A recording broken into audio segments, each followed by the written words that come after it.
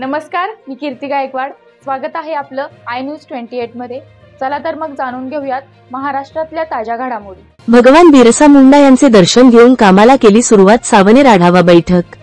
माननीय आमदार श्री आशिष बाबू देशमुख। पहिल्या दिवशी सिक्सर नुकतेच निवडून आलेले आमदार श्री आशिष बाबू देशमुख यांनी सावनेर कळमेश्वर विधानसभा क्षेत्रातील सावनेर कळमेश्वर शासकीय विभागाची आढावा बैठक 30 वर्षापासून जे कामे प्रलंबित होते त्या कामांना गती देण्यासाठी माननीय एसडीओ साहेब तहसीलदार बीडीओ यांना निर्देश दिले।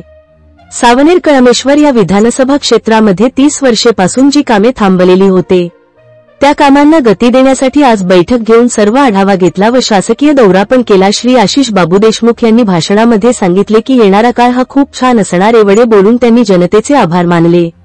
रामगिरी येथे येऊन बिरसा मुंडाला भेट दिली।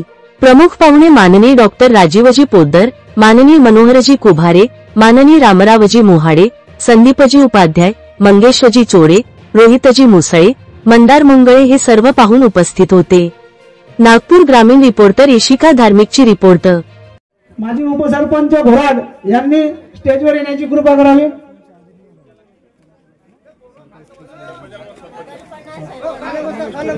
या गावच्या सरपंच सौ शारदाताई बोरखाडे यांनी स्टेजवर येण्याची कृपा करावी। उपसरपंच सुशीलाताई कंगाली, मीनाताई सलाम, ग्रामपंचायत